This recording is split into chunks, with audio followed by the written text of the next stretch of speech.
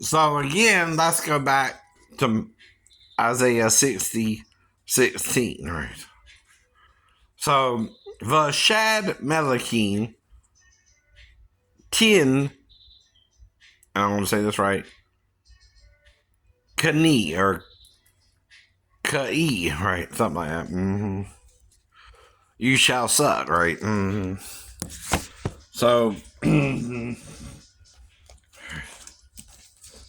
that sounds like males with female breasts, you will suck, right?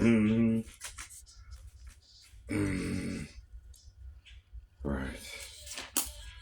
And this is talking about hermaphroditism, right? Right. Which is something you don't commonly know about today, right? Anymore. Now, there are more rumors about them, right? hmm Right.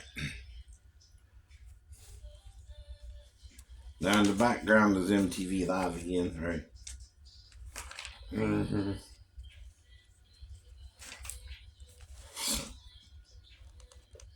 hmm So it's Tina Key, I know, I guess, right? hmm Right. Because the word is spelled T or the, hmm na key with a, either the Q or K pronunciation of the word or letter Q. I'll tell you later on the actual letter. And then a Y behind it, right? Or a yod, right? So you got a TH, a tav, a yod, a noon, and this is in the. Mm-hmm.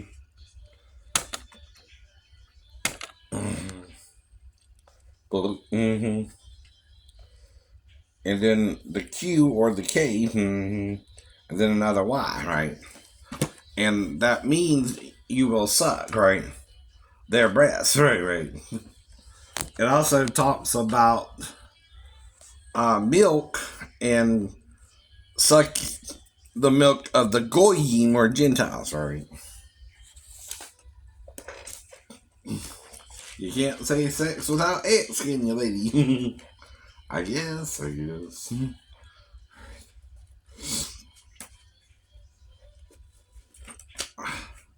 Interesting lyrics so far. That song. But see, now I'm critiquing it, right? And I'm in the living room, right? And I might be hurt right now, so I'm not going to just get up and go turn it off, right? See, this is called living my life and putting it on camera with music I'm paying for in the background. See, when I pay for it, I can critique it. There you go. See, that's another thing you're forgetting. If you make something free, right? Or again, I buy it, I can critique it after I buy it. Yeah, yeah. That's another thing you seem to be forgetting, right? Oh, oh. Right, right.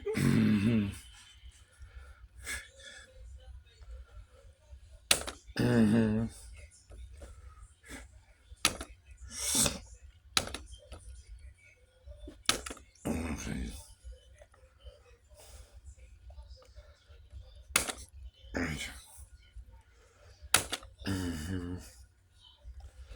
But God also tells you, I will send you prophets of my own heart, right? Who will teach you my truths, right? That men deny, right?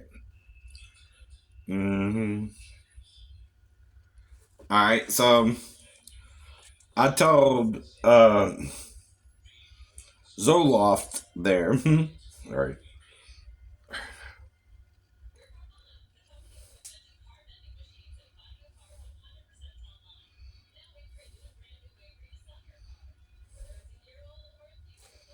Mm-hmm. When I was just 2, I was eating a jawbreaker candy. I love those things. This is him, right? Not me, right? I remember that since I was 2, right? Even then, right? They were just like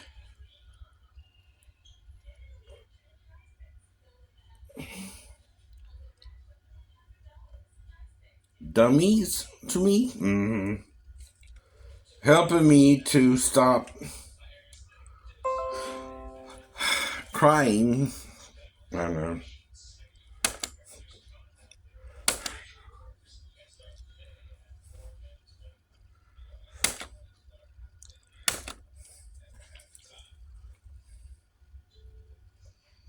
And soothing me to sleep. The flavor and color, they came in, really held me transfixed. I don't remember that, dude. Video, okay. You must be talking about your jawbreaker experience. You know. Here's the point. If you almost choke on one, are you going to eat them a lot? Probably not. Probably not.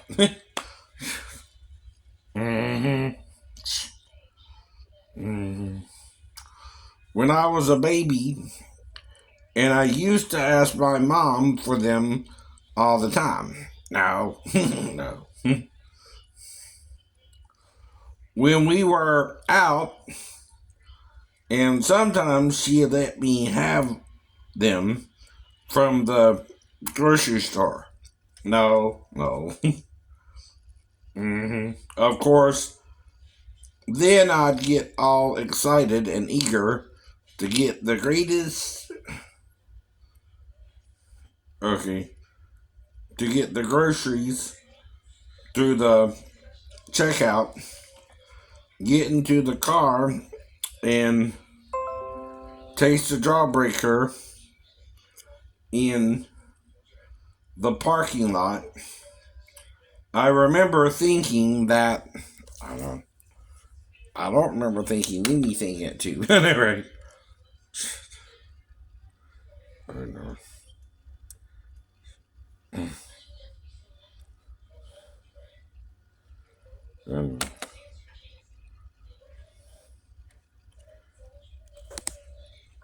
Mm-hmm.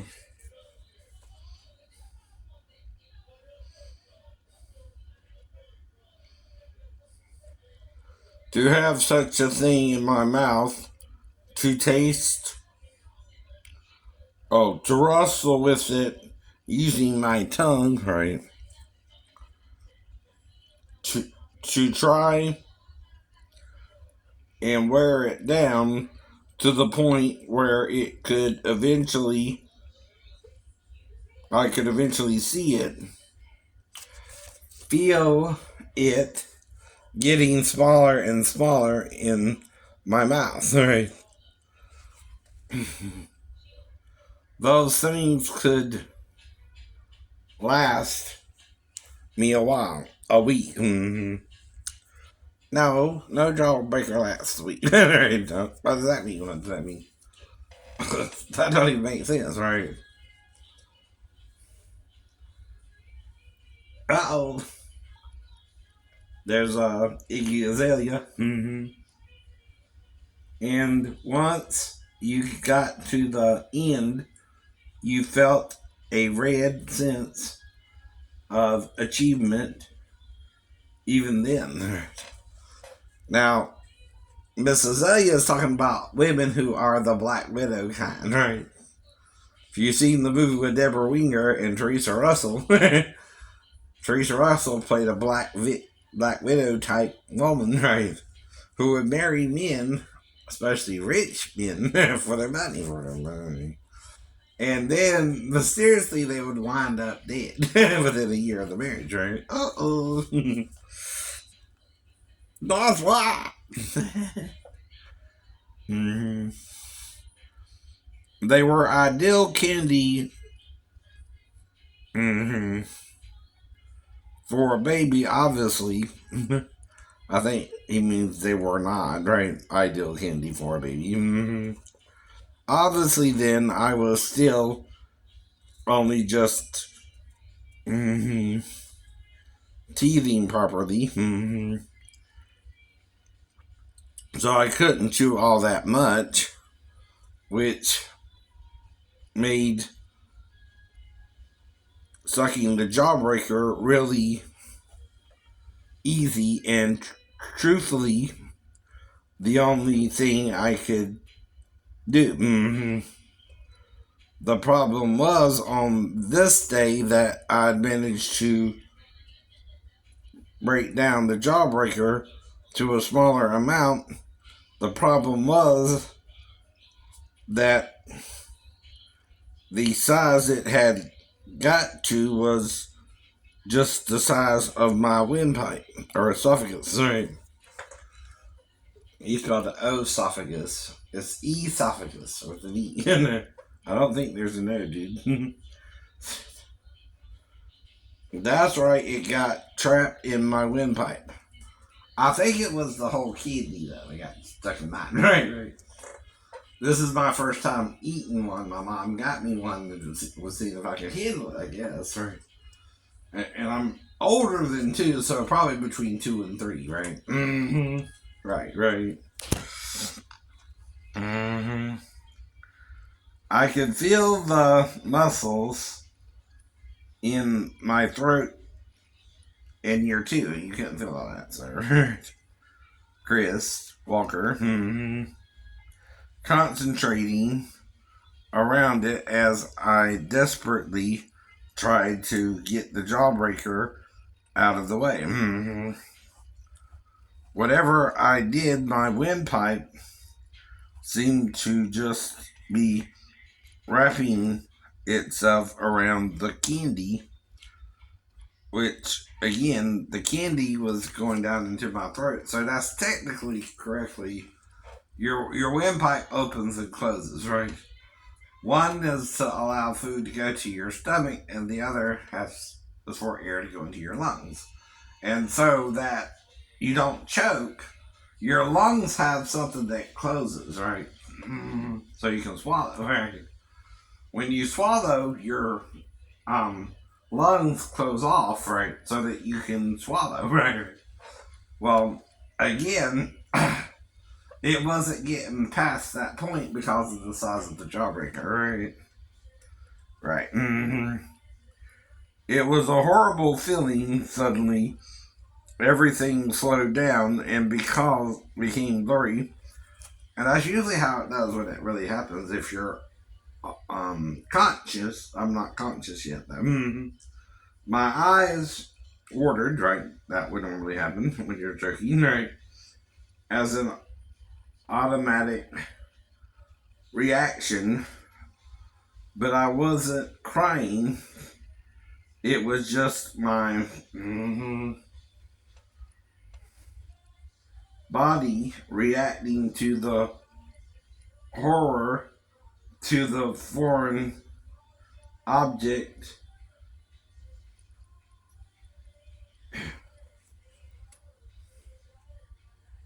impinging on it. I couldn't have cried if I wanted to. I was sputtering and wheezing, unable to pass air through my throat, because this candy was stuck, in the way. My mom realized that something was wrong because I started making these grunting devil noises. So I also heard I did that at the wreck too. I was at the wreck. And Mom, they said I sounded like a wounded animal. Like I was possessed. It must have been almost as horrible for her to see me in that state as it was for me. Obviously, I was young and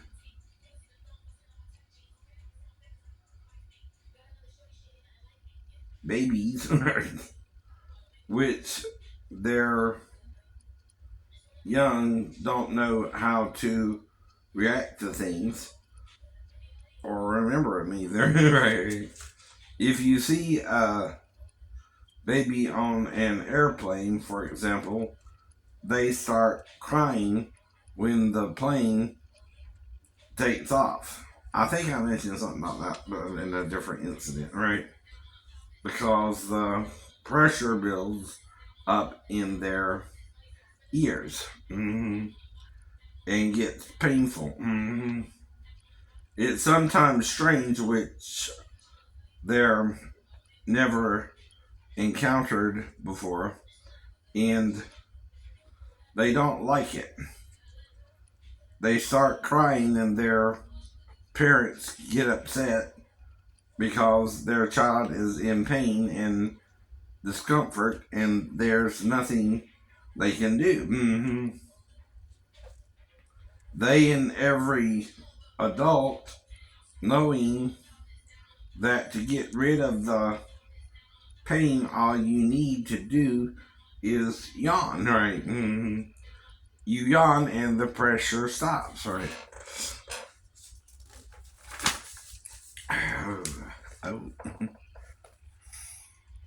But if you tell a 2-year-old to yawn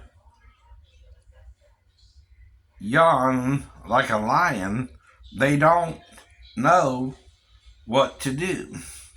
They're helpless, right? My mom was screaming and hollering, and actually she was holding me. This is where he messes up a little bit too, right? Panicking and running around, right? About how to get the jawbreaker out of my mouth, right, or throat. She said that I began turning cold. No, she didn't say that, right? But blue. Right. I'm blue, right. And my eyes closed, right? The tears rolling gently down my cheeks when I was lying on my back, right? No. Looking back on it, being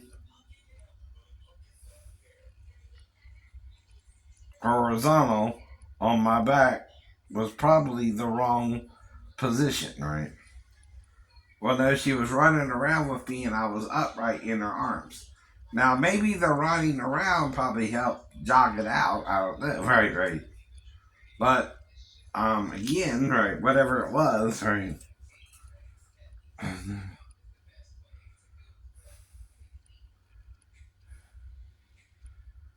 She began getting flustered, and all I remember was seeing her running about, screaming this and that about how she needed help. She was calling out for ambulances, neighbors, and my dad. Probably just my grandma, right? She was probably the one there, right? Mama help me was probably what she was saying. She shut down the jawbreaker or something, right. Me and my mom fading away from me. I don't remember that. Detail. I don't know. Before my eyes, as they closed, eventually I stopped breathing. I don't know about that. Maybe not. See, when it first happens, your parent knows something's wrong, right? So she's gonna try to run around and figure out what to do, right? She don't quite know yet, right? So that's within the first 10 seconds to 20 seconds, right? Usually 2, right?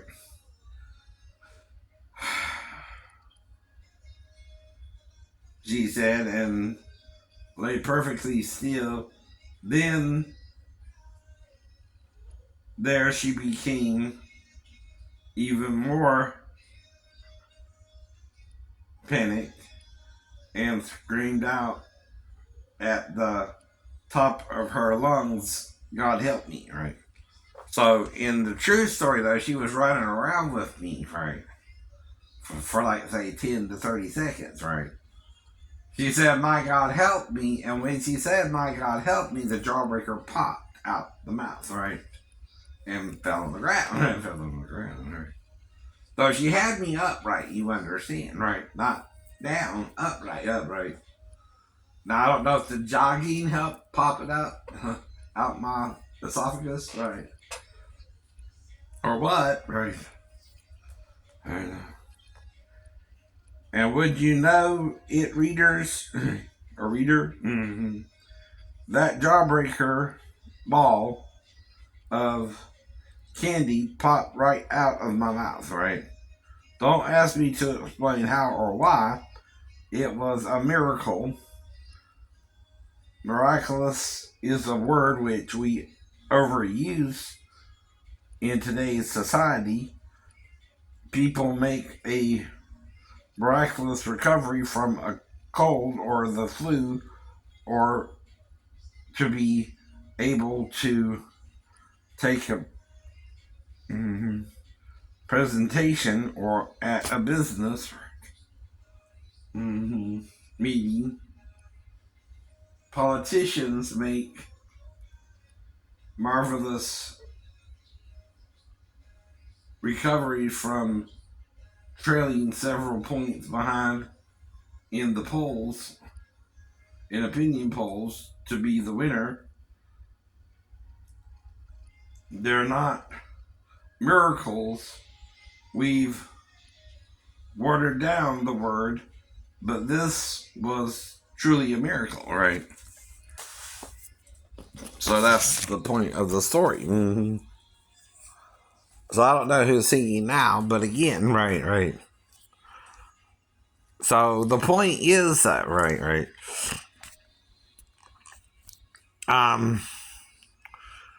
When you're trying to deal with an unexpected situation like swallowing jawbreaker, and you're a child of between 2 and 3, right? That's when, again, right, you don't even have memories. My earliest memory, I think, has to do with the movie Dracula, which came out around 4, when I was 4, with Christopher Lee, I think, right? Okay, right.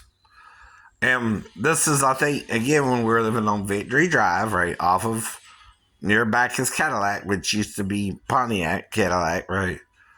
And we lived in a white apartment, and it was ground level, right? And there were 2 of them, I think, per unit, right? And we lived in either the front one or the back one, maybe, right?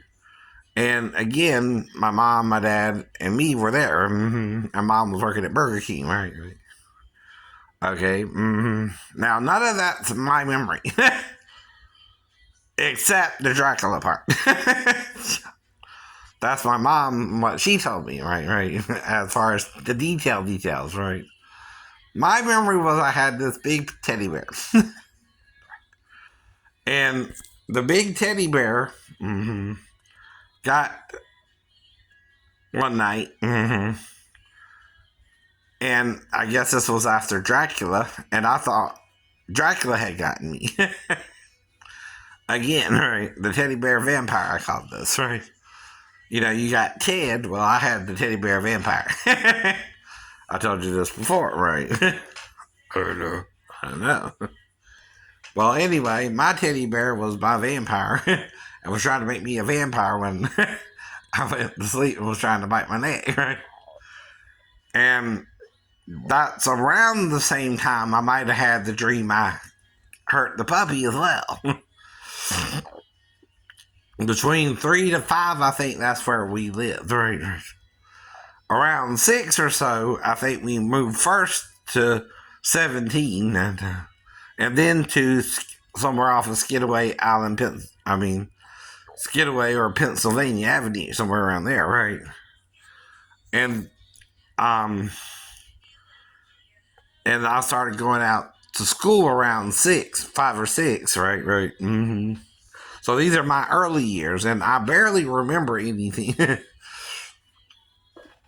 My first 5 or 6 years, anyway, right? I know. Now as most people age, they remember more or less, or some things they remember, some things they don't. Who brings up an incident that would have had to happen in '94, right? When you get on YouTube in 2005, right, right. Someone who tried to make something happen, but it didn't happen, right, right.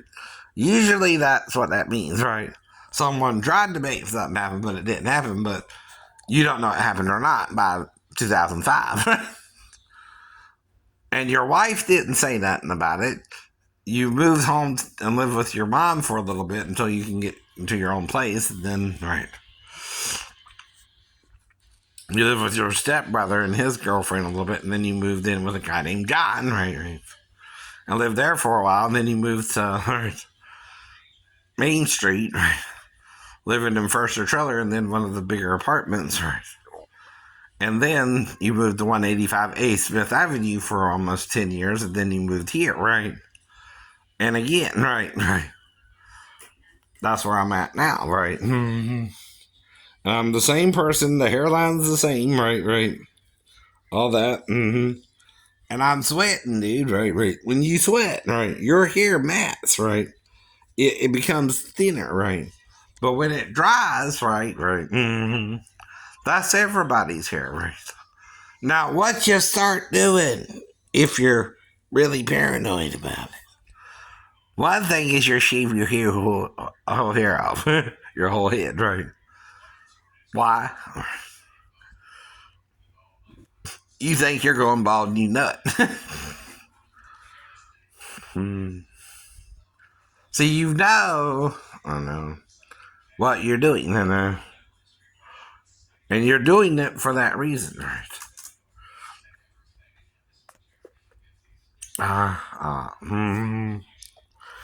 And anyway, that's the whole point. So that's right. You're lying to yourself usually in that situation, right? Okay.